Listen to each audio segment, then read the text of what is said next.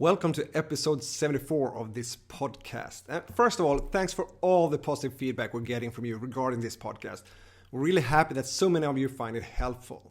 And we have loads of new episodes in the pipeline, and today's episode about sustainability is a very important one. Addressing sustainability in the apparel industry is essential to reduce environmental impact, conserve resources, uphold ethical standards, meet consumer demands, comply with regulations, drive innovation, and ensure long-term business sustainability.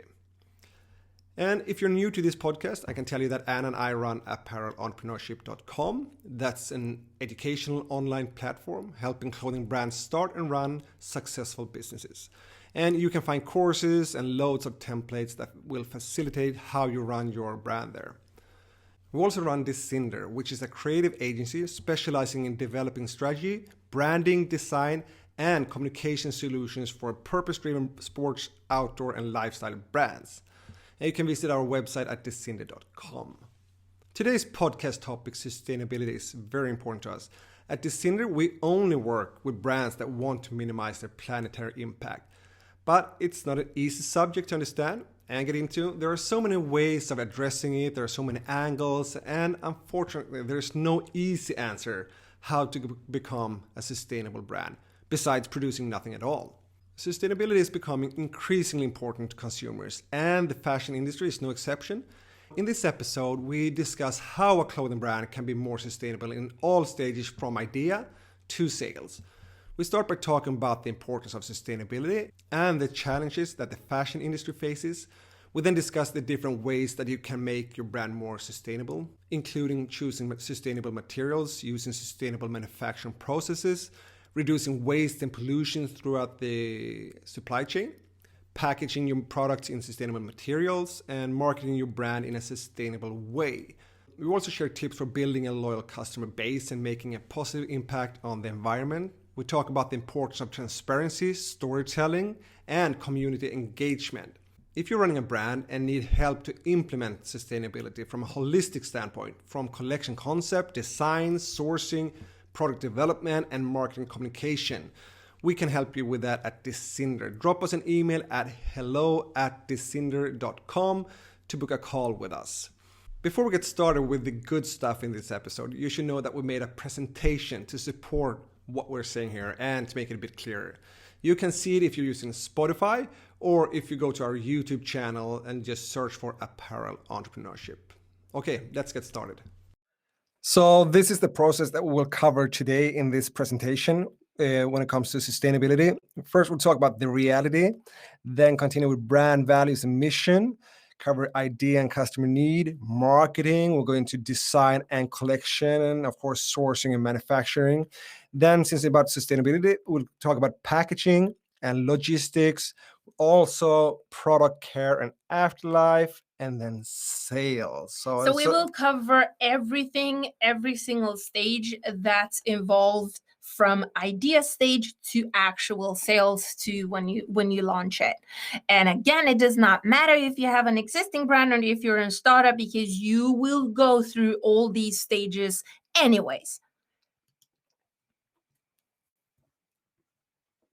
And so in Europe, fashion companies went from an average offering of 2 collections per year in 2000 to 5 in 2011. Some brands offer even more. Zara puts out 24 collections per year, while H&M offers between 12 and 16. And other online direct-to-consumer brands offer drops every week, and that is 52 mini collections per year. And that's insane. It is. That's insane. It's not sustainable at all. And I'm sure you followed in social media and you know what's going on, especially now in the last 6 months. You've seen how factories have been treated with brands not paying. So factories go bust, leaving workers without payment and with, a lot of unsold goods. It's not going to be the future. And that's why you're here as well. Yeah, so you see the headline here. As much as 20 to 35% of all primary source microplastics in the marine environment are from synthetic clothing. So this is what ends up on the beaches around the world. And 8 to 10% of global greenhouse gas emissions comes from the fashion industry. And that's more than the aviation and maritime shipping industries combined. And also, you can see here the fashion industry produces and sells somewhere between 80 billion and 150 billion garments a year globally. And by 2030, it's expected that would be 148 million tons of fashion waste. That's just insane.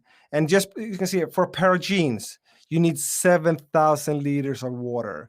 And only 15% of people recycle their old and used clothing. So extending the life of clothing by an extra 9 months could reduce carbon waste and water footprints by around 20 to 30% each.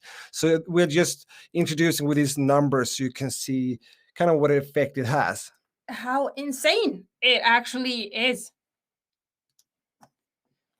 And I love this quote by Richard Branson: there is no planet B, and we have to take care of the one that we have. And this is exactly how it is. We cannot go anywhere else, and we know we're screwing the one that we have today up. And that's why sustainability is the future. No matter what you think, no matter if you think that, oh, it's so hard, I don't know how to do it, or yeah, well, but still, do people really care? Do people actually buy this stuff? Yes, and especially millennials and Gen Z, they will drive this so hard, and they already do. So, what is sustainable business? It makes as little impact on the planet as possible. It takes care of the people involved in and around the business and has a sound, profitable setup. That's a sustainable business. So it requires a different approach than a regular business. Planning is the only way to ensure a smooth transition. If you're starting from scratch, the planning process is vitally important to have effective measures in place. And why the word profitable here is so important is because if you do not have a profitable business, you will not be able to have an impact, and you will not be able to make this knowledgeable for your customers and to spread this message to more people. Yes, it is kind of counterintuitive what you talking about sustainability, but yeah, it's, producing products. Yes, but you can do that in a good way. But also what it is and why this matters so much is because many people do not know about how much damage goods make on the planet. And that is going to be your mission. That's going to be your job eventually, and your job in the future, to educate your customers and to tell them that there is a better way, and to also letting them know that there is a better way by, of course, buying your products, but also how they can help and what they can do to help lower the impact. So sustainable, I'm sure you've heard so many phrases: environmentally friendly fashion, and eco-friendly fashion, and slow fashion, and ethical fashion, and responsible fashion, and conscious fashion, and circular fashion. And what is that? What's the difference? What does that mean? And yes, every term is highly complex with so much depth and breadth, and also meaning different things to different people. So we're going to explain a little bit about what all the differences are.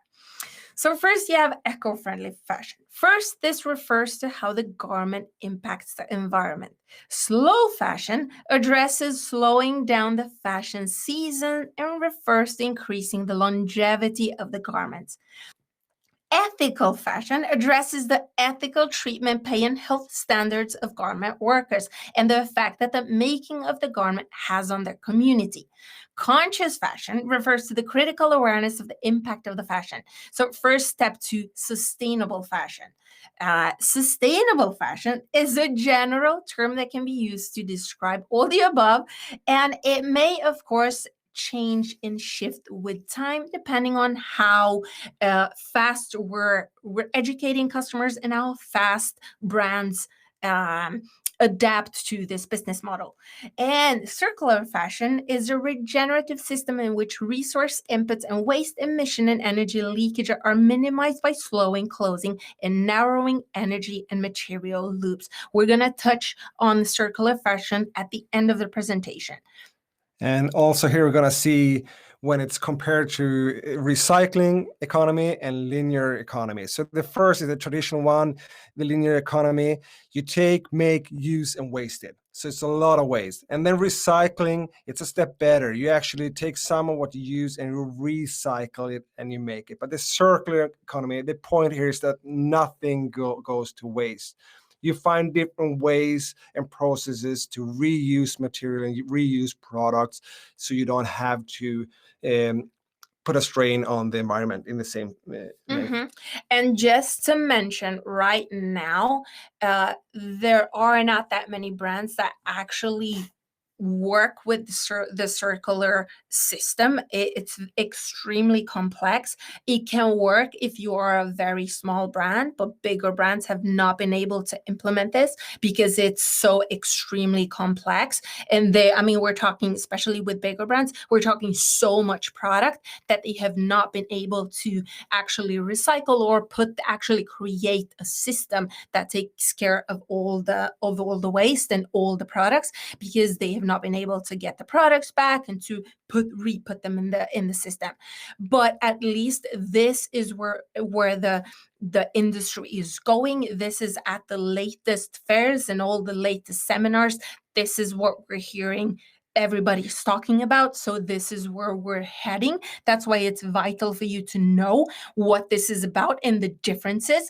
At the moment, of course, since because it's so complex, you need to start somewhere. And so, baby steps, one step at a time. You cannot all of a sudden reach utopia if you haven't taken your first step. So we're taking baby steps. And again, I mentioned we're going to come back to circular economy and what you can do at the end of the presentation. So here's also how does the industry actually harm the environment? We saw some numbers in a previous slide, but here are some things that is happening. And first you have the pesticides in the cotton production, and that you have pollution from these into rivers and lakes, and that spreads widely. You have bleaching and dyeing, that's chemicals that spread from the bleaching and dyeing into the water, into the ground, into the soil, and it's a high water consumption. And when you produce, especially when you produce synthetic fibers, you have the fossil fuels that are used for that. And then you have waste from factories that just end up in nature. You have carbon emissions in transportation. You have packaging waste, plastic and paper. And then you have the general energy consumption in the production all over. And then you have a lot of, since we saw it previously that a lot of clothes are recycled, so the clothing, they end up in landfill or are burned.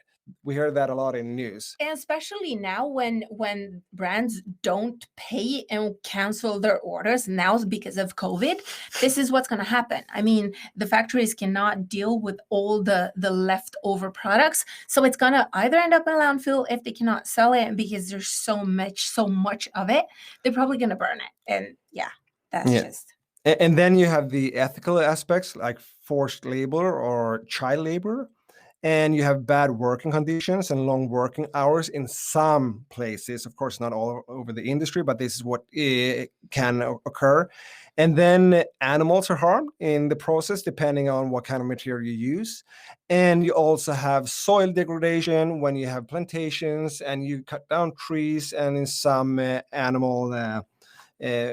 when you bring up some animals. And also you can see what happens in some places. It has to do with the working conditions. You see on the image, you have read about this in the news, where they are working in poor conditions and it's not safe for the workers. So this is affected. And all this is scary. And to be honest, when it comes to clothes or anything, as soon as you produce something, you can't be 100% sustainable. No. So at all this, instead of just, oh, I can't get into this, it's more like, what can you do? You can have a plan, you can have a vision, you can have a will to approach this in the best way and be honest and open about what you do. Yeah, and also just by creating products that are better than what's out there, you give the customer a choice. So you educate the customer, and the customer can actually make a choice. Whereas if there are not many sustainable brands, then of course they will, because they don't know better, then of course they will continue to impact and to have to create all this that you see in the list. And so, first of all, before we continue with the presentation, you need to understand something about talking about sustainability. You have probably heard, because sustainability has been such a topic lately, that there are so many brands kind of tapping into this is an opportunity, I'm going to talk about it, even though they are not sustainable. They still continue to, spread the message and advertise, but it's all fake. This is called greenwashing. And Wikipedia says greenwashing, also called green sheen, is a form of marketing spin in which green PR and green marketing are deceptively used to persuade the public that an organization's products, aims, and policies are environmental friendly and therefore better appeal to nature. No, they're not. I mean, if just by using, so many brands even use the color green, and they think that, yes, they can, still kind of get the consumers to buy more, because then the customer might think, just by them using the color green, that's going to be a better choice. And so, I'm a sustainable brand. That's not going to happen. And so what do you need to do to not be a part of this, to avoid greenwashing? First of all, when you start, even from the start, even before you even before you even create your products, you have to be authentic. And when you start building your audience, you have to be authentic about what your plan is and what you're aiming, but also say, we're going to focus on this, this is our plan, this is where our road ahead. We don't know anything, we're going to keep learning, we're going to keep doing our best. You are welcome to jump on board. And also, after, when you start creating a product, you need to do what you say you'll do, and also have evidence for what you've done, so you can prove that, because social media is a shit fest sometimes. And people, even, private people, other brands, they might come after you. And so you need to have proof that, yes, this is what we said what we're going to do. This is what we've done until now. And this is where we're going, based on the information and based on what we've learned so far. So when you hear again a brand that says that they're 100% sustainable, that's BS. I would just like to go back to this slide. Do you really think they have covered everything here? Just because they have an environmentally friendly certified material doesn't mean that they're 100% sustainable, or because they compensate for the carbon emissions. So there's a lot of things to consider here. And here, so you can get a deeper understanding when it comes to greenwashing. Here are some sins, and I'm just making like air quotes.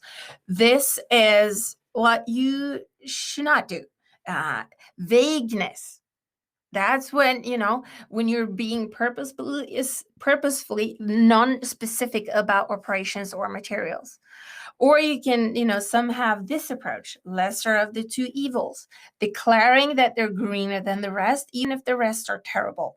Again, going back to proof, there's no proof. There's no proof of the product being environmentally friendly in any way. Or being irrelevant, claiming to avoid using a material or practice that is already illegal or non-standard. Or hidden trade-offs, suggesting a product is green based on a single environmental attribute.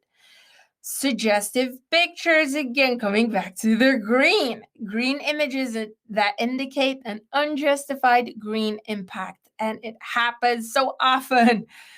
And fibbing, making environmental claims that are simply false, or worshiping false labels and exhibiting false labels or unfriendly products.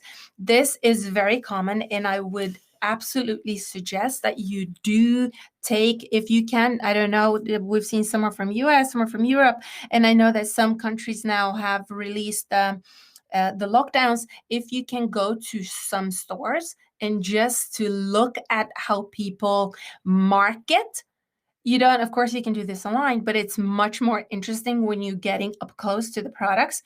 Like go to H&M, go to Zara, or go to other other qualitative brands that you like or follow, and just see how do they market, what do they say, and is that actually true? And just, keep aware of this. So when running a sustainable brand, it's about deciding and it's about commitment. Because as we mentioned, there's no such thing as a sustainable apparel brand. I mean, you have to take small decisions to lower the harm, and then you improve it bit by bit over time. Be honest what you do. You can tell your customers, this is what we're working on, and this is our aim. Our mission is to reach there. And we know there's work to do, and there's always improvements that can do. But this is something that is, you're in for the long run. And personally, I think, yes, you should decide to run a sustainable brand, because that's the moral right thing to do. We are all on the same planet. And then just an inside tip from working with hundreds of brands: if you want to be a profitable brand now and in the close future, it's essential that you have sustainability in your brand mission and you have a plan for how to deal with it. And so, yeah, just decide on your sustainability ethics. That's actually plain simple. That's what you need to do. That, yes, this is, I'm going to do this. And so what does this mean? Well, having a fully sustainable apparel brand is extremely complex. So you'll have to decide which parts you want to focus on and then expand from there. And some are, because again, we said baby steps. You cannot cover everything. So either you will focus on your designs and the concept, or you focus on the material selection, or you focus on ethical production, or even niche like ocean preservation or animal welfare. Or you cannot, of course you can take a couple of them, but you will not be able to tackle everything from the get-go. And again, if you know, you will be, after this presentation, you will be aware of what is involved in running a sustainable brand. And so you will be able to pick. Of course, the low-hanging fruit is the material and the manufacturing. And that's where, a lot and a huge impact, most of the impact is created, and where you can help and where you can save the most, that's when it comes to materials and your manufacturing. But if you want to work further, here are a couple of other focus areas. So this ties into your brand values, and it has to do with attracting the right customers that are interested in this. So be authentic with what you're here to achieve, and also take accountability for your impact, the brand, your business, what are you doing, the products you create. And what this means is, you can even say by 2023 or by 2025, we're going to only have, 100% of our fabrics are going to be recycled, or we're only going to add the products that are most vital. We will not increase to several collections. We're only going to do it. So you can state and you can give a number, which will be measurable both for you and also for your customers as a target. And make it public. This is good for your brand to attract the right customers, but it's also good for your own commitment to do this for the long run. And of course, include your customers. Talk to them, ask for the feedback, educate them how they can use your products, and see how the products actually behave afterward in the afterlife. So because customers, they want to belong. So make this part of your brand values.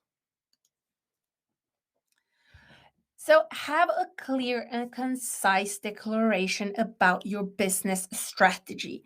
It should include the 3 P's: people, planet, and profit. And yes, Patagonia is an oldie, but this example here is so good. Their previous mission statement was build the best product, cause no unnecessary harm, use business to inspire and implement solutions to the environmental crisis.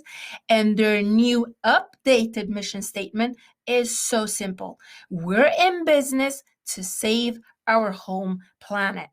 I mean, with a mission statement like that, there are no question marks. Everybody knows what your mission is, and everybody knows what when they follow you and when they buy from you, they know what they help you build.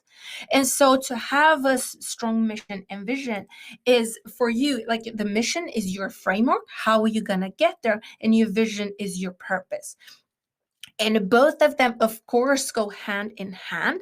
And we would recommend that you sit down and write in one paragraph, or even like you see here in Patagonia's mission statement, something very short, but very concise, and that, will pinpoint exactly what you're trying to do. And then let people get on board on that. So when you're about to start your brand, but also when you get into new carryover seasons, you have to know and get to know your market. So just look at what your competitors, what are they doing? How are they behaving? How are they marketing their products? Look at the price ranges and what you get for the money. How much more will it add to the prices if it's sustainable? And also here, what is missing? And you can fill that gap. So this information, that's important when you position and structure your collection and design your styles, no matter if you're just starting out or if you're continuing and running your business. And when it comes to checking the market, it's extremely important because you will most probably start in a niche, and your unique value proposition is going to be so specific. So we suggest that you, again, check what's out there. What do they offer? What materials do they offer? What are they saying? What is their statement? What is their story? Is it actually true? Go snoop on their social media and check the comments. Are people dogging them, or are they like, yes, this is the best thing ever? You have to see. And no, we're not saying that you check the market out to copy. We're saying you need to be aware of what's out there. And also this will help you because you will understand, and you will also learn from other brands. What type of material are they using? And you will, mostly with transparent brands, they will also talk about manufacturers. Maybe that could be a suggestion for you for the future. Maybe they have a certain, result with a type of collection or a type of product. That could be interesting for you for the future. So just take notes, put it in an Excel sheet, and just, don't question, don't look at it to, try to analyze it. Just put it out there and then look at it afterwards when you've done it and see where the gaps are, and also see what your possibilities, where your unique proposition will be compared to the other brands. Now we're going to talk about idea and customer need. And this is extremely important because everything that all the answers here, they will be your marketing, and they will be your story, and they will be your connector to your customers. So why are you starting a sustainable brand? Is it because something has happened to you, because you had some sort of a revelation, because you found a shitty product, or you were swimming in Bali and you couldn't swim because there was so much crap in the ocean? And that story, that's the start of your brand. And so take a note, put it down, and use this later for, to build your collection, to build your marketing story. And this will also connect your customers to you because they will recognize themselves in your story. So what is your brand doing for your customers? Is it doing anything specific? Does it solve a problem? Is it helping them in any way, except for, yes, you are helping them to better take take care of the planet? And what added value are your products bringing? Again, this ties back to the previous slide when we mentioned that you do a market scan. You will see the gaps, and also you will see what attracts you and what is important for you. And also, what identity are you representing? Because people identify with brands that have the same values and beliefs as them. This is important for you to bring to create a culture around your brand. And what is it that you're trying to do that is bigger than the clothes? The clothes and the products are going to be your tool, but what is your mission? What is the big vision? This you need to note down. And in order to stand out with your brand, you have to be unique. So what are your unique selling points? What's so special with your business idea and products? What's different compared to your competitors and the other products on the market? And here, what problem does your product solve? And not just need to cover your body. Think deeper here. And why should the customer buy your brand instead of someone else? And what impact you want to make with your brand. This really ties into the sustainability aspect of your brand.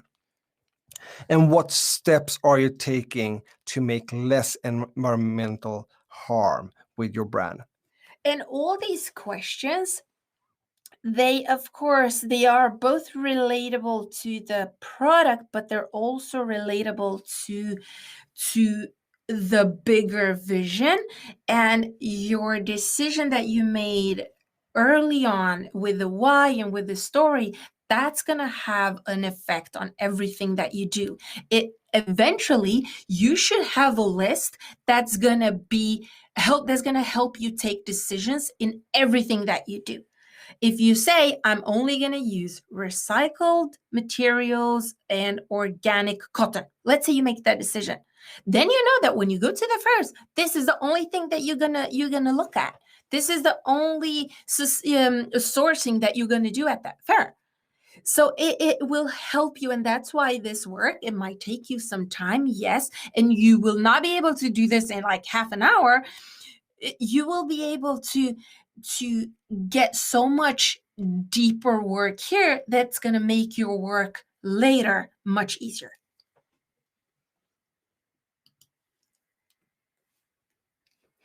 And marketing your brand. So what is your story? The story thing is going to connect your customers. And again, how do you tell your story? Maybe something happened to you that I mentioned this earlier. Something happened to you personally, and you're like, this is what made me decide I want to start a sustainable brand.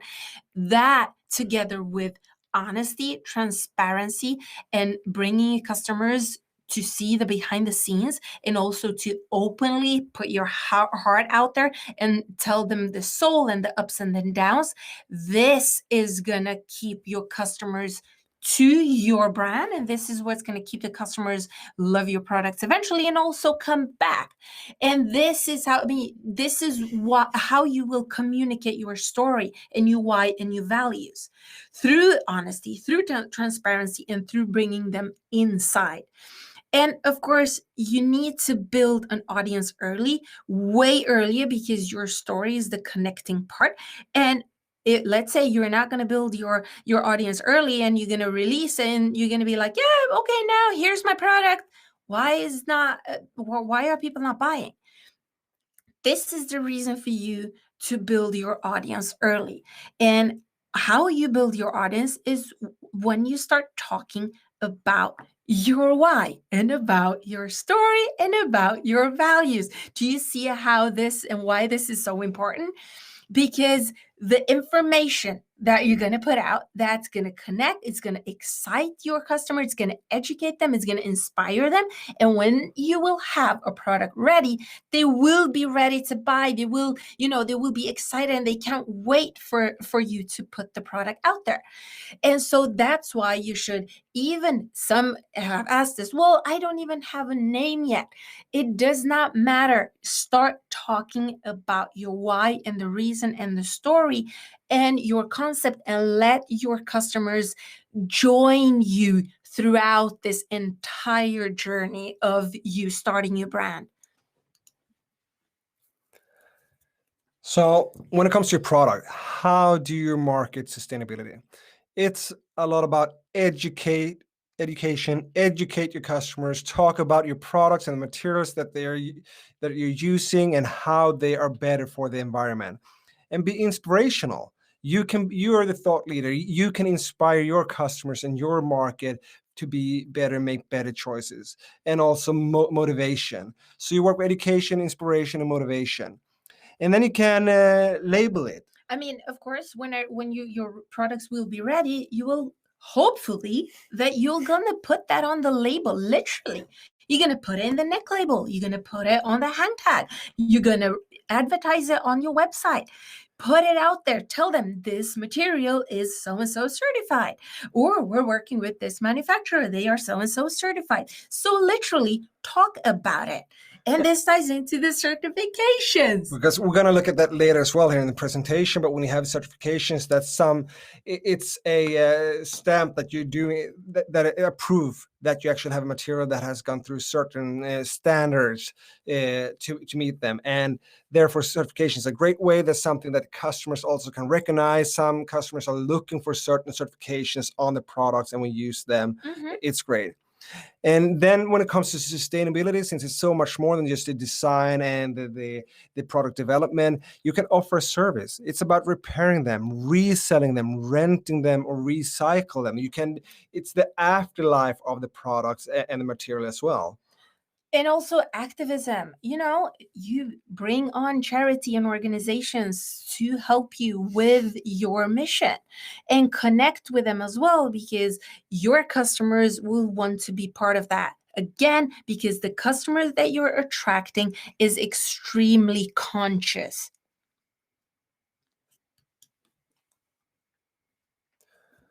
So this is how you can communicate with the customers. Educate your customers about sustainability and what you're doing in your business. Again, it ties back to being honest. This is what we're doing now. We're using these materials. We're recycling this way. We're offering repair in this way. But our intention is to go into this area and also do this.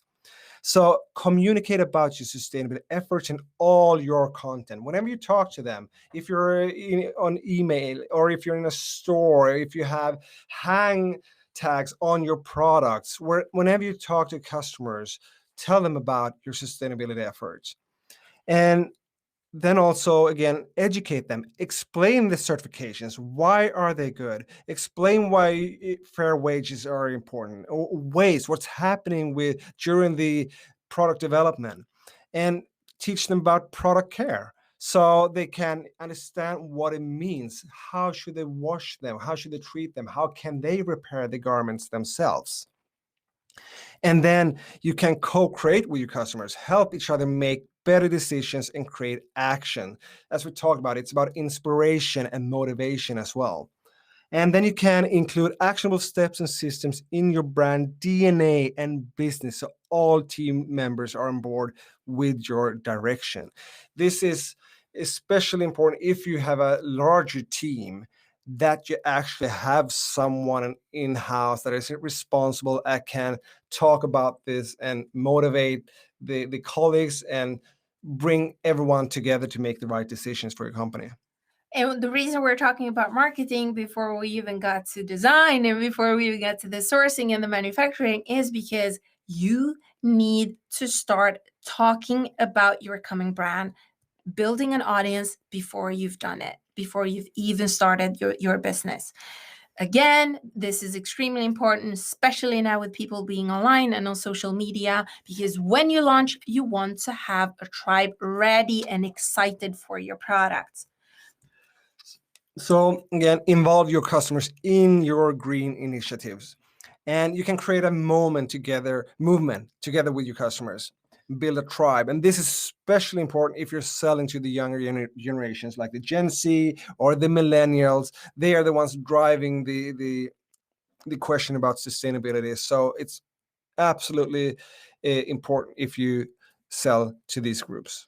And also, when you build a tribe, what's happening is that when you have complete loyal fans, they will attract other people to your brand. And when it comes to recommendations, this is the strongest, most powerful marketing there is. So just by, talking and having an open conversation with your customers, this is automatically gonna have a stronger connection with them, and they will know that you care, and that's why they will stay with you, and they will. I mean, you probably shopped at H&M. Do you think they really care? Not really. I mean, they're a Swedish brand. It's fantastic, and we're very proud of H&M in Sweden. But they put so many products out there. It's fast fashion, and just by the definition of fast fashion, you understand that it's not that clever and it's not that great. And they, of course, they try to communicate, but at the end, they don't have that much direct communication and contact with their customers. They do not have a tribe, and so just even think about the brands that you follow and that you buy from. Many of them, you follow them, you know exactly what they post on social. You watch their every newsletter and read their newsletters. You go to their shop openings. All that is important because you know that they care. This is why it's important to build a tribe for your community. And now we're getting close. We're going into design. So, because sustainability is so broad, and because you could start with a huge collection, but that's going to be extremely complex for you. That's why we recommend that you start in a niche and that you have a collection structure for every single product that is in your collection. Meaning, every single product that it's in your collection is going to complement each other instead of cannibalizing on each other, both in style and in price and in sales, because people will want to buy more from you instead of pick one or the other. Cohesion in your collection is going to keep your vision and your design language tight, meaning you will have a visual language that people are going to connect to you with. They will know that this is your red thread and this is your specialty. When it comes to colors and sustainability, timeless colors are much more clever to use than trendy colors, because again, per definition, sustainability means that you want to support your customers to using their products for longer. Meaning, it doesn't matter if they buy a product now from you or in 5 years, they should still be able to merchandise the goods together and wear them together with other products they have in their wardrobe. Meaning, color and having an intelligent color strategy is very important. And also, it is easy to, I want a pant, and then I want a jacket, and then I want a top. Maybe I should bring in 2 dresses, maybe 3 dresses. No, it's better to have a strategy with a clever selection of products and then take away what's not necessary. And also, you should edit when it comes to the product itself, not have too busy things, have products that are just crazy and a mess, because it will be much more complicated to produce, meaning they will not be sustainable. We're going to touch base on this soon. And also, you need to think one step ahead, meaning you will know how big a collection you want to have. Meaning, let's say you only want to start with dresses now, 1 style or 2 styles. Maybe you know that when you've introduced your dresses, maybe later you want to go into tops and bottoms. And then you know how to think when it comes to materials, how to think when it comes to manufacturers. You need to a little bit think ahead and know where you want to go with your collection and with your brand. And when it comes to design, you have to think about these 4 components: visual, hand feel, fit, comfort, and components, because these are crucial when it comes to your goods. First, visual. Think about what people, it needs to be attractive. If a product is not attractive, people will not buy it. That's how simple it is. That's how easy it is. And if they don't like it, they will not keep it in their closet. They will wear it once. They might not even buy it.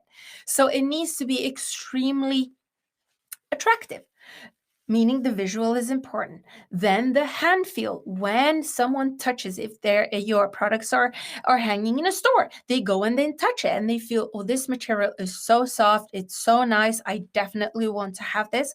Meaning materials are extremely important. Yes, hemp is a great material, but if that material is really, scratchy and itchy and super not comfortable, people are not going to buy it. So is it better to buy a softer material? Yes, probably, than a super starchy, really uncomfortable material. All these things you need to visualize before you even put pen to paper. And fit and comfort. Fit is extremely important, and this is where you need to spend a lot of time making sure that the fit is extremely comfortable to wear, because if people will not find the products comfortable, they will not wear it, no matter how awesome it is, no matter how much soft the material is. If it's too narrow over the shoulders, or if the sleeve is too tight or whatever, people are not going to wear it. They're only going to wear it once till they feel that this sucks, I don't want it anymore, and then it's going to end up in landfill. So, and also components. You need to think about every single detail that goes into your product, because quality components will make the product last longer. Cheap buttons, they're going to crack. Cheap seams are going to crack. Even cheap thread, it's going to crack. If you don't have a nice finishing or a great interlining in the color is going to get wrinkly in the first wash. So every single thing in the product, you need to think ahead before you choose what goes into the product. And of course, the more components that you add into the design, the more complex it's going to be. And yes, the product is going to be your business, so product is extremely important. And the last sentence here, that the customer should love your product. If you have that aim, if every single product that you create, if everything that you put into that product, if you aim it for the customer to love it and to become their favorite pieces in their wardrobe, then you've probably thought a lot about everything that goes into it, and you will most probably reach it.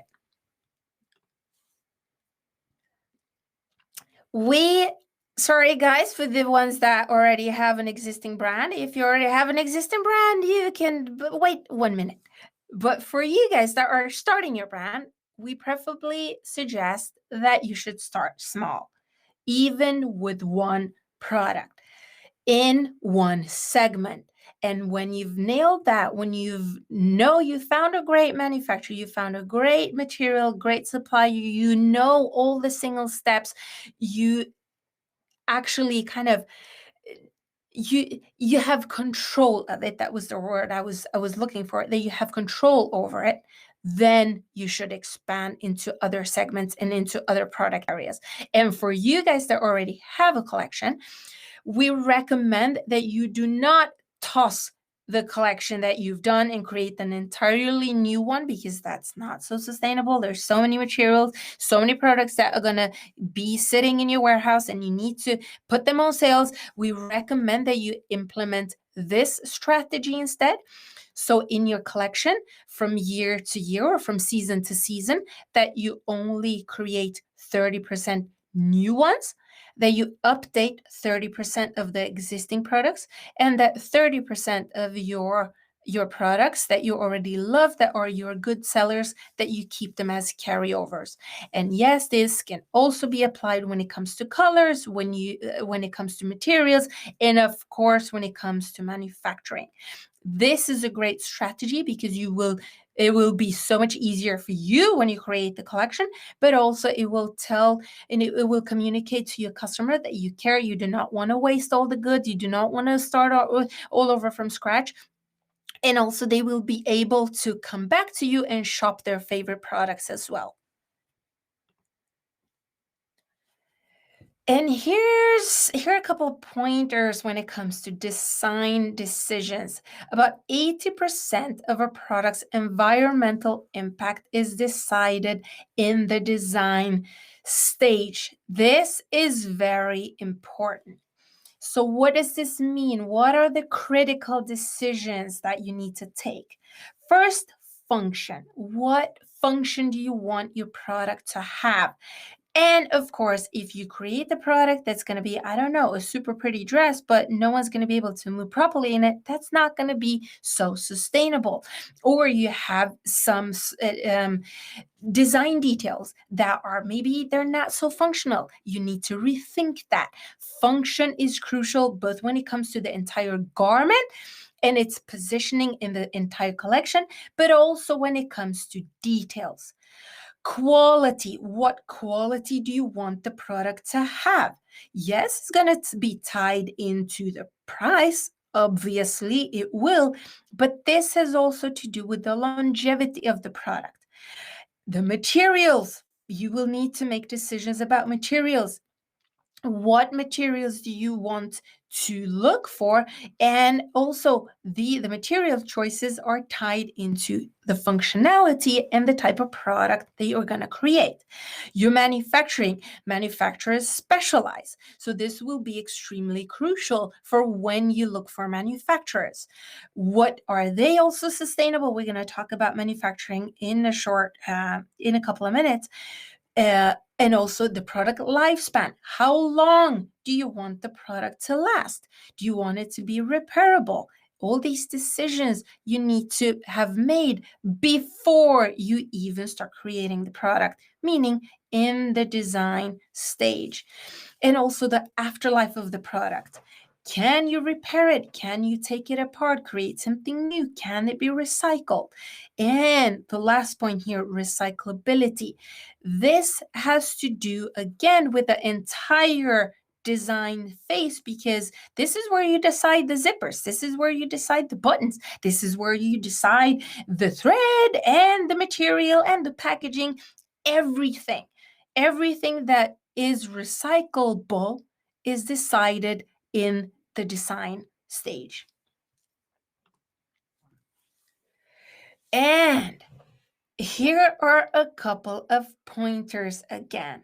What helps with sustainability in a design is that you create a timeless design, meaning get away from trends, or it could be trendy-ish, but not something that's super trendy now and you know it's only going to be trendy for a couple of months and then it's gone.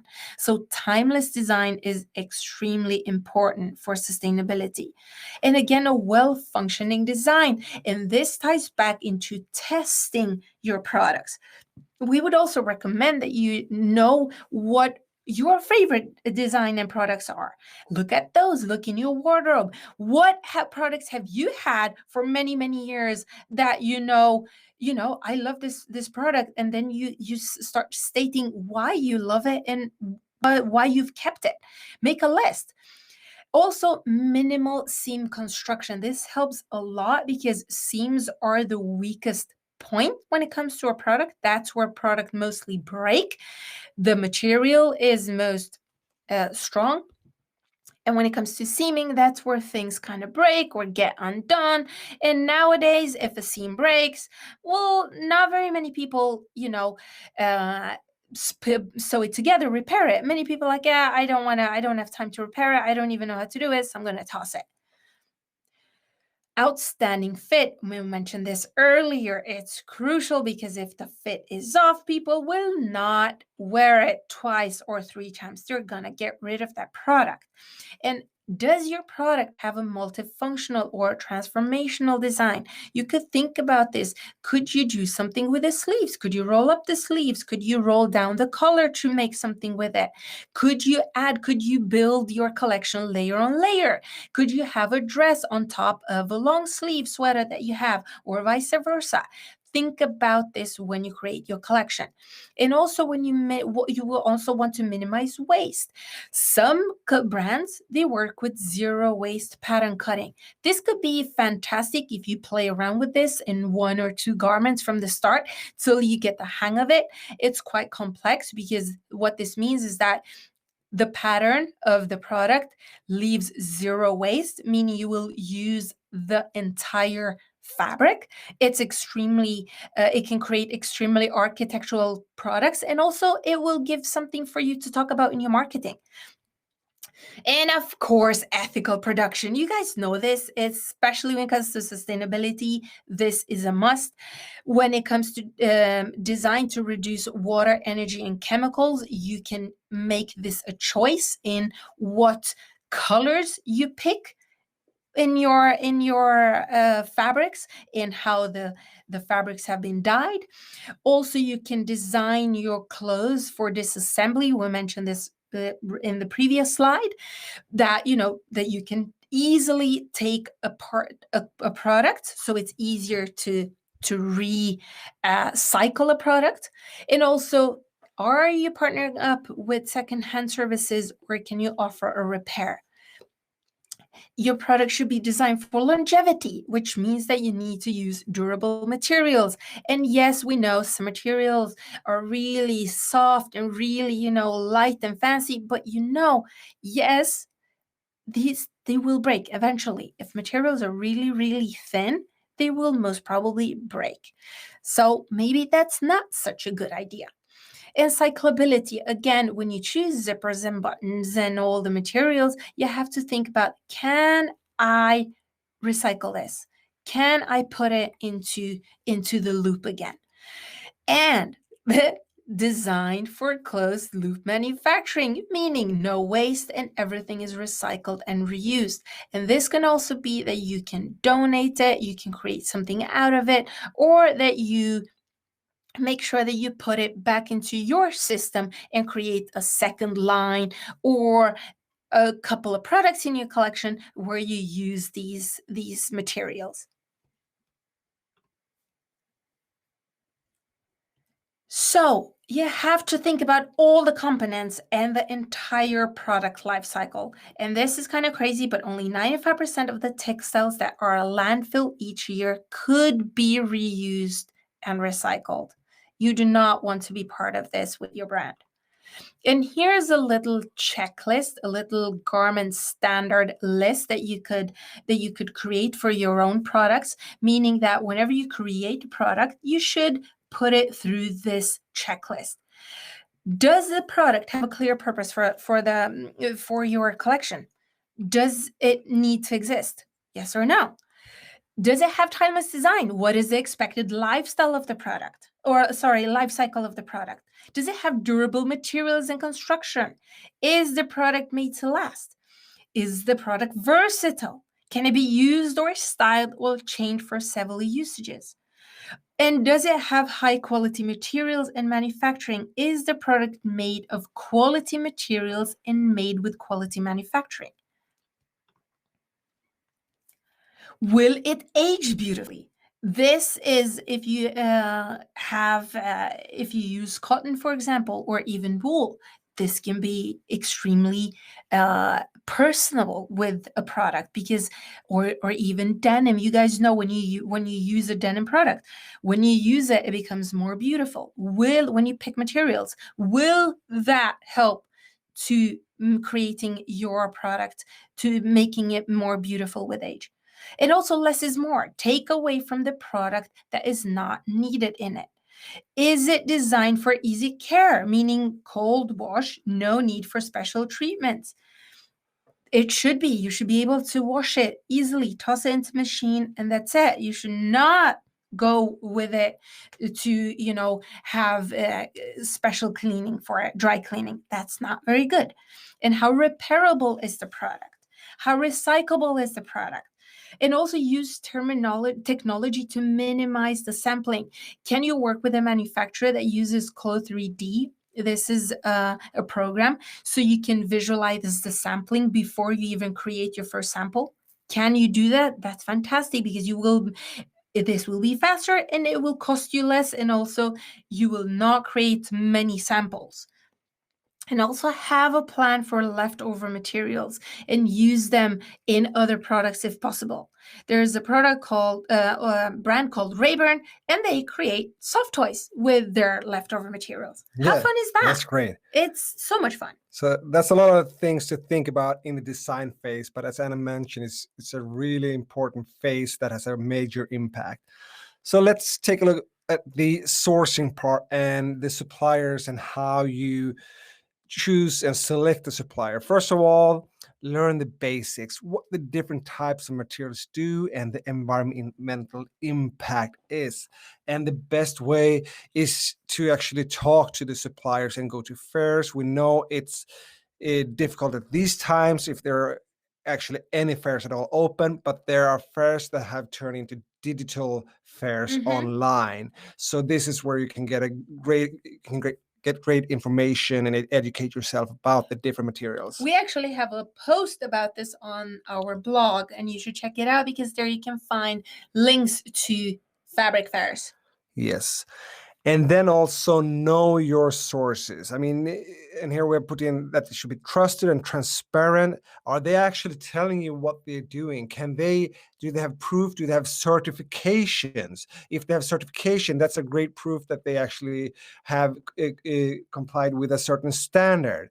And do they have sustainability a priority? You usually get a great idea just by asking this question at an early stage. So how are you working with sustainability? If it's a long pause, it might not be their top priority. Not really. So if it is, typically they have material around this and can tell you exactly how they are working with it. And when you are educated, there are so many aspects. So just saying that they are 100% or they are sustainable, but not explaining what they're doing, that's a bit suspicious. So if they're just honest, we're working in this area with the water consumption or whatever that is their priority, that's a great thing. And then you can consolidate your sourcing, and that means working with fewer good suppliers. Typically, when you have a big collection, you have different suppliers, both when it comes to material and to the manufacturers, since they specialize. But look over this. Can you consolidate? Because then you have less transportation and so forth when it comes to the production.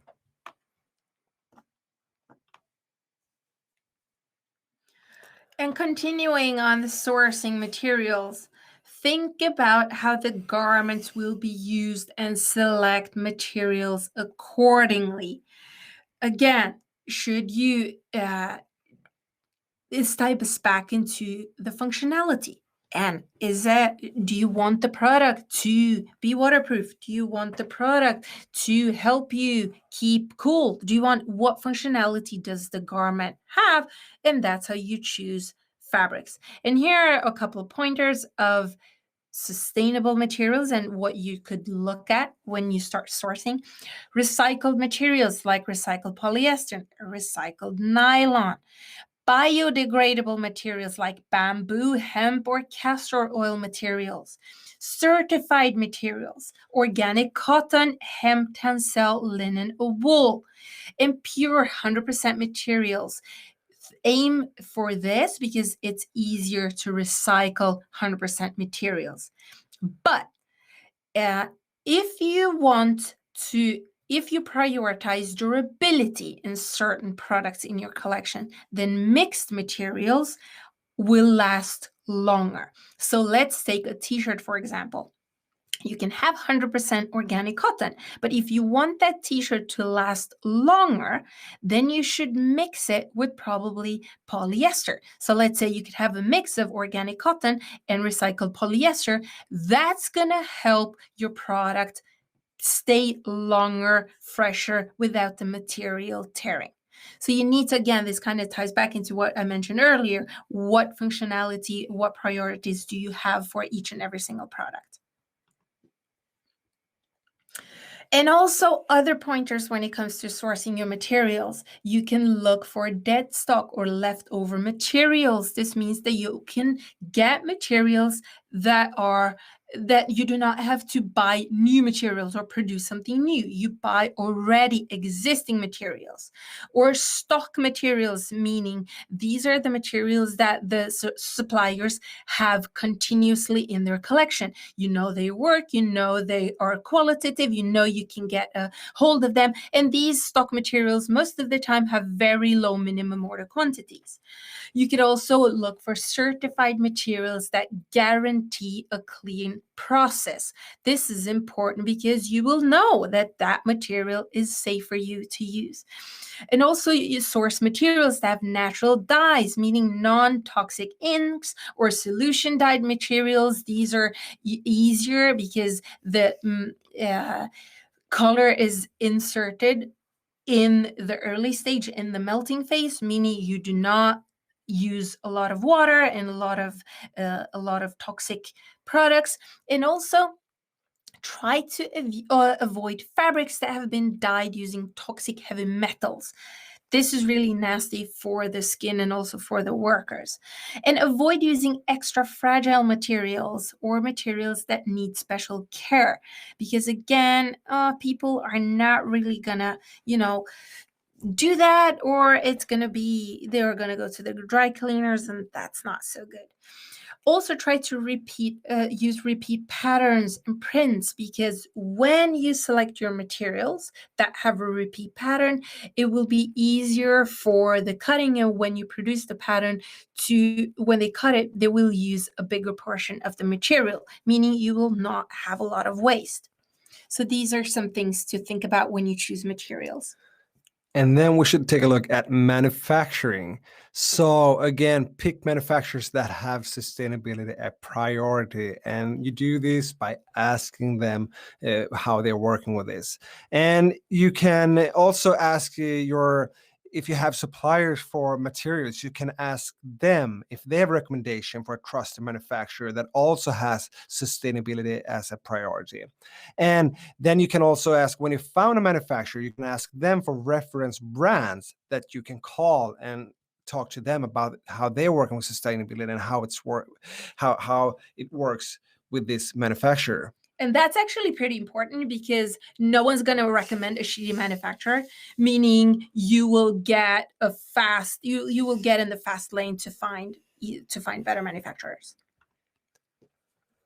So, what to look for when choosing partners and when it comes to manufacturing? First, green factory. Is it energy efficient? Since we talk about this, use a lot of energy in this phase of the production, of course. So is it energy efficient? Do they have low water and chemical usage? Do they recycle the waste when it comes to wastewater and leftover materials? We forgot an F here. And then you have the ethics, of course. Is that a freely chosen employment? Do they have any child labor? I hope not. And are the working conditions safe and good? We saw the picture in a previous slide where we have entire buildings that are falling apart. So this also is good if you can go and visit them. And we know it's hard during this situation, but if you can actually visit a manufacturer, it will give you a great indication how great they are. Do they have fair wages? And of course, no discrimination. Do they have a code of conduct? And I mean, ask them about this. You want them to have a code of conduct, and just ask them, why can't they send it to you so you can check it out? And what certifications are they working with? These are some of the most known ones: the Blue Sign, Fair Trade, GOTS, and Oikotex. And just ask them about them and see if they have them. And also, you can work with, when you're in business with a manufacturer, you can work with audits and unannounced visits. Just go visit them when you will be able to travel. Just go visit them without telling them. Do they have your products in line, or have they outsourced to some other factory? When you go, is it really shitty? Does it smell like poop? Because in some factories that I visited, yes, it's horrible. And then okay, we need to pull out of this manufacturer ASAP. Do they only want to meet you in a fancy hotel instead of showing you the factory? Why is that? All these should be question marks for you. And then how can you make better choices and minimize the damage? Well, first of all, you can look at local manufacturing. And this is great. First of all, you can support local manufacturing. And then by doing this, you will avoid shipping across the world. So this is the first step. And then vertical supply chains. And you can have materials and manufacturing in the same place if it's possible. And you always will have some kind, or in most cases, some kind of packaging. So how can you minimize the packaging when it comes to plastic? Are you going to use paper instead, cartons? How will you package it, both from the manufacturer to your warehouse, but also out to the stores? So this is something you can discuss with the manufacturer, how you want your stuff to be packaged. And packaging is also a big part of you shipping your goods to your customers. Think about, all the unboxing and all the unboxing videos. How do you want to be represented in people's social media films and IG stories? And around 15% of your material ends up on the factory floor. So how can you minimize, or what else can you do with this? I mean, of course, it's an environmental aspect, but also it's your money. You're paying for the fabric, so you want to use it in a good way. And you can use it so many creative ways. You can create new products. You can use the scraps to, I don't know, for pockets or for other small details in your product, or just create something fun with it. So here, just reuse it, recycle the waste, and don't leave it unused. Recycle it in some way. And also produce according to the demand. And avoid overstock by only buying what you can sell. We read about this, and you read about this every year, about the big brands burning their stock. You don't want to be that brand. So produce according to the demand. And then it comes to logistics and planning.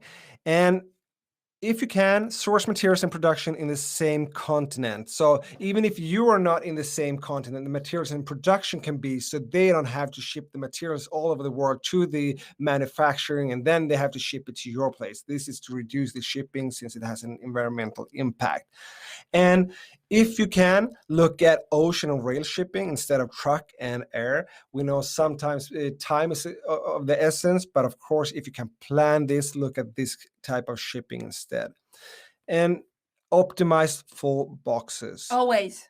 Always. Because you're going to save so much money in the shipping. And this comes to when you have the transport, look at the entire truck. Is it full? So you can go both ways. So you don't have to send back an empty truck. Mm-hmm. And low energy. Do you have, when you look at your own warehouse, how do you store it? Is that energy efficient?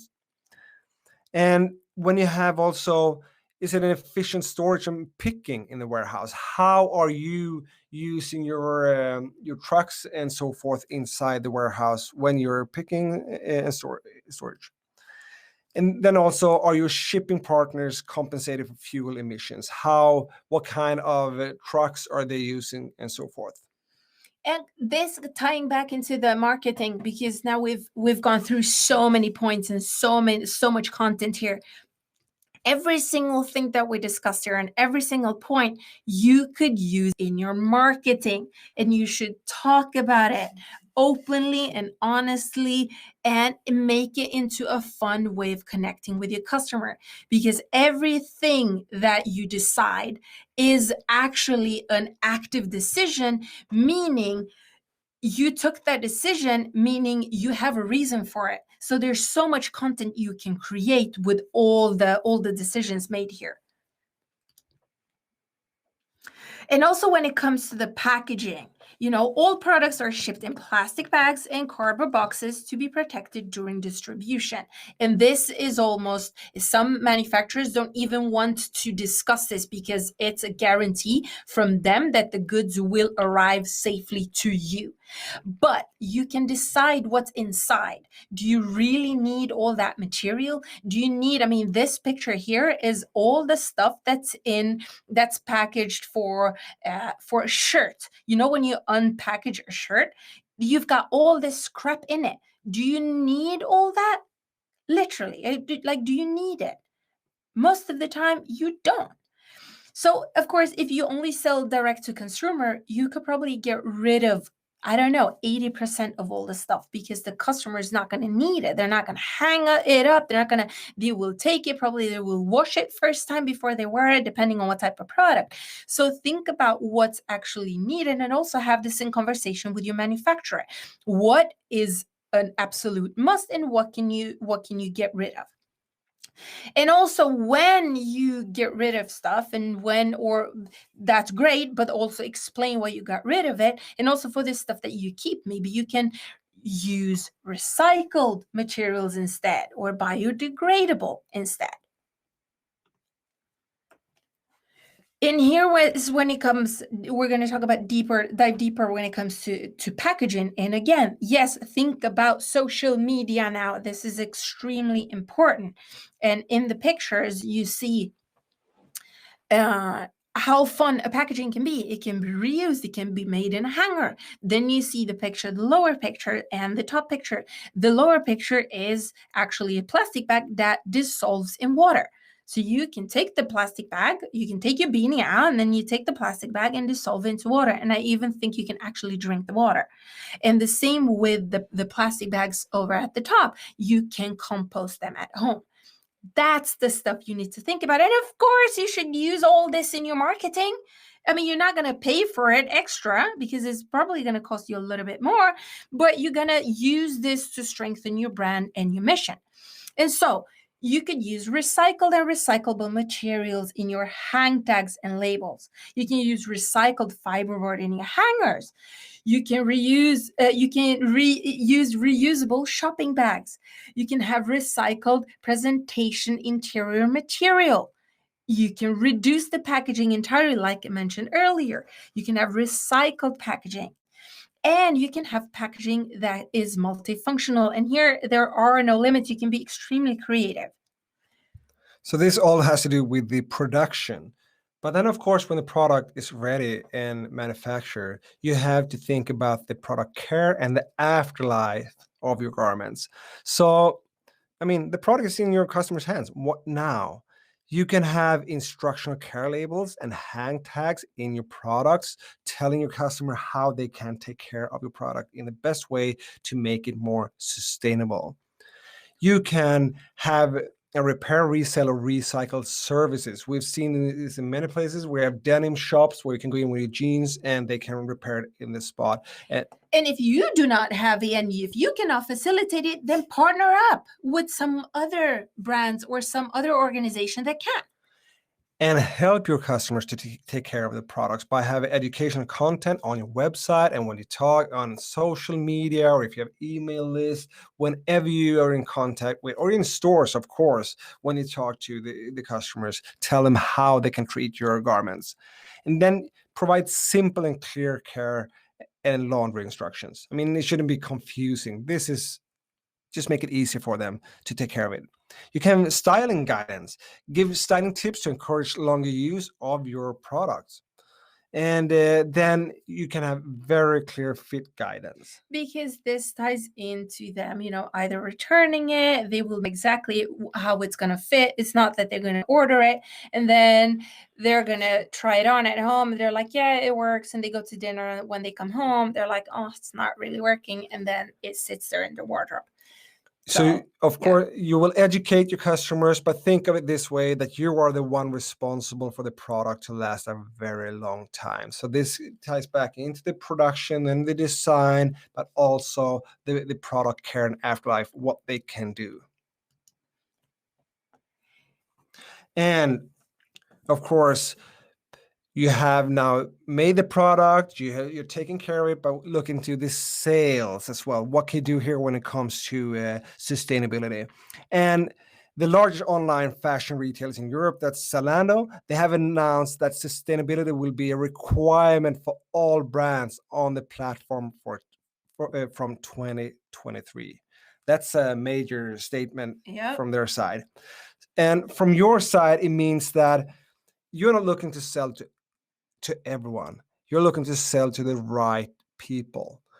You want to sell to the customers that are interested in sustainability and your aspects of sustainability. You don't have to make a product that everyone should be interested in. So do something that you believe in, make the garments you think are important, and address the topics in sustainability that you think are important. And then you take a decision on whether you go retail or direct to consumer. And here is the same thing. I mean, of course, if you're going retail, you're going to talk to the brands or to the shops that have sustainability a priority. You know which shops there are, or maybe you have followed other brands and you can look at where they sell, and so you will find out retailers that might be interested in your products. And again, if you're a direct to consumer brand, then you're not going to target everybody. You're only going to talk to that your specific niche and your target customer, that is the conscious consumer. So again, here, sell to those who already care. You don't have to convince everybody about your beliefs. No. And here's continuing on the sales discussion. You should focus on agents and distributors and retailer with sustainability focus. And what we're suggesting is that you do it yourself, because you will know your story, you will know the ins and outs of the business, and you will know your products the best. Of course, you might be thinking, yeah, but I'm not a good salesperson. It does not matter, because your passion will shine through, and you will know the numbers and the figures, and you will know the strategies that you've implemented.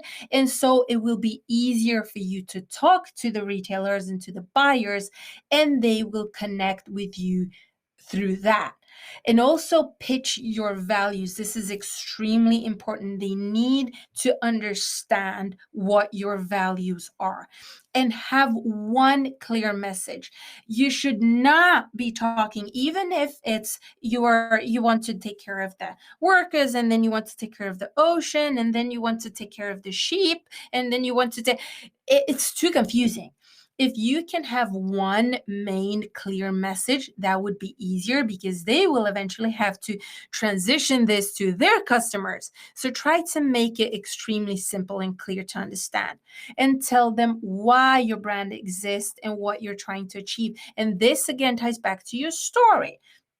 And tell them the benefits of your products. And this can be that you have extremely durable materials, or that you have extremely qualitative components, or that your product can easily be recycled. Tell them your decisions that you've made in the design and product phase, because they will be interested in this. And also this will be your unique value proposition. And again, try to simplify and make it easy for people, meaning give them all the information. Talk about everything. Don't make them question or be like, oh, why did they do this or this? This color is so strange, but why? The more information you give them, and the easier you make them to make a decision on bringing you on board or not. And this ties into also if you have an online shop. The more of this information you tell, the easier it is for the customer to connect to you and to want to have your products. So when you sell online, educate your customers via the blog and social media. You can have videos where you explain how you can treat your products, and also you can explain about the materials that you use. You can have detailed information about your suppliers and manufacturers. If you have the possibility, when you visit a manufacturer or supplier next time, bring your camera. You can easily, with an Android or an iPhone, just take pictures and also film. Just ask your manufacturer about that, and you can use this on your website to educate and explain it more to your customers. And here, because transparency, that's everything. So if you can show them that the material is actually coming from here, this is what it looks like, this is the manufacturer, you can see it's ethical, look at the environment in here. So use that on your website. And then also you have detailed product information and pictures. This is especially important since maybe the customer don't know all the language and all the technical terms when it comes to sustainability. So you can tell them, we have picked this material and these manufacturers because of this reason. So talk about what your focus is and what you do to improve. Just be honest again. These are the areas that we address. And these are the things that we're going to do even better, because that's what the customer want to know, your honest approach to sustainability. So now we have covered the entire process of the foundation of sustainability. We started talking about the reality and brand values, mission. We went into idea and customer need and marketing, and then the entire production phase with the design and collection, sourcing and manufacturing, packaging, logistics. We talked about product care, afterlife, and just recently we mentioned the sales. So figure out your why. Why do you want to have a sustainable apparel brand? What's driving you? What's your driving force? And use this when you create your products, and also the marketing and story around this. Decide your own priorities. What's important to you, what do you believe is important when it comes to sustainability, and what's close to your heart? Use that. You design your products and collection according to your priorities. If you take these decisions first, why are you doing this and what are your priorities? It would be so much easier when you're making the design and production decisions. And you want to have full control of your supply chain the entire way. You want to know where the material is coming from. You want to know where the uh, products are made. You want to know how they're transported and packaged, and how they are sold and where. So communicate transparently with your customers about your entire supply chain and your brand. And now we're going to talk a little bit about circular economy, because we believe this is the future and you need to have an understanding of what this means and what to kind of just get a grasp of what it is and what you have ahead of you. And so to wrap it up again, circular economy is a regenerative system in which resource input and waste, emission and energy leakage are minimized by slowing, closing, and narrowing energy and material loops. So how can you do this? You can use monomaterials where possible and make sure products made of multiple materials can easily be disassembled and easy to recycle. Check what materials and substances are used in production that are harmful and work with suppliers and manufacturers to get rid of them. Check all the waste from the entire product and distribution and see how you can reduce or recycle it. For example, all your material cutoffs, can you reuse them? All the packaging, what can you do with them? And keep garments in use and reuse as long as possible, and also integrate recycling for your materials. And here are a couple of R's that you need to know about when it comes to running a circular brand.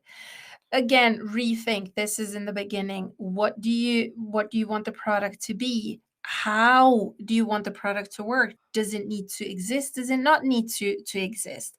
Refuse. Some manufacturers will not meet your criteria. Some materials will not meet your criteria. All the products in your collection do not need to exist. Reduce. Can you reduce materials? Can you reduce suppliers and manufacturers? Can you have a leaner production? Can you reuse materials to use that material in more garments? Can you recycle your materials? Can you bring products back to you and reuse them and put them back into the loop again? Again, can you partner up with repairing services to repair the garments? Can you recover something from your products, and again, that you can put into the loop? Can you resell? We know of brands that resell more as a secondhand shop of their own products. And can you re-gift something to organizations and charities? And here are a couple of organizations that we think you need to know of. Of course, it takes a lot of time to look into all of them. It's extremely complex. We recommend that you do start to look into this. And if you want to have a little jump into the fast lane, we recommend that you start with the 3 that are circled in the yellow frame: Blue Sign, Hig Index, and Fairwear Foundation, because these cover quite a lot, and you can at least start with them to get a better understanding, and this will help you with the decision further on. And here are a couple of brands for inspiration. These brands put out a lot. Again, we do not recommend you to look at these brands to copy. No, we've said that. But we recommend you to look at the work that they're doing and their educational materials. Because let's face it, these brands have done it. They've been there. They've done their work. They've been in the trenches. They've done their mistakes. Why not look at the brands that have already made their mistakes so you can learn from them? That's why we want you to look at these brands, not to copy, just to get inspired, to look at their business models. Can you do a combination of their business models? Can they give some idea of how you can solve your business problem, etc.? So again, just for inspiration and education. And here are a couple of points that we think you should focus on. Stick to your values always, and always come back to the values. All the decisions that you make them based on your values. Write them down, put them on the wall in front of your computer so you see them. You should know them in your sleep, because every single decision should be ticked off and checked based on your values. And constantly educate yourself and your customers. And this is where you go to first. This is where you're here, you're educating yourself now. But this is a must, because this industry moves so fast. And when it comes to material innovation and manufacturing innovations, this is crucial because it goes so fast when it comes to new things that are put out there. And again, you have 100% of responsibility for what happens to your brand, for the communication that you put out there, and for your product. And this ties back to the transparency, and also to you owning everything that you put out. And also, yes, you do need patience and you do need perseverance, because this industry is tough. Should I say tough? It takes a while. And also, now you know at least what to expect, but you will need patience and perseverance. I want to thank you for taking an interest in this topic, that is sustainability. We have that in our mission statement, that we want to help brands create more sustainable products. And we think it's a very important topic today, that everyone should have a plan for how they want to address it. So thank you. Thank you so much for taking your time to hang out with us, and hope this was valuable. So have a great day, evening, afternoon, morning, wherever you are. And take care. Bye. Bye.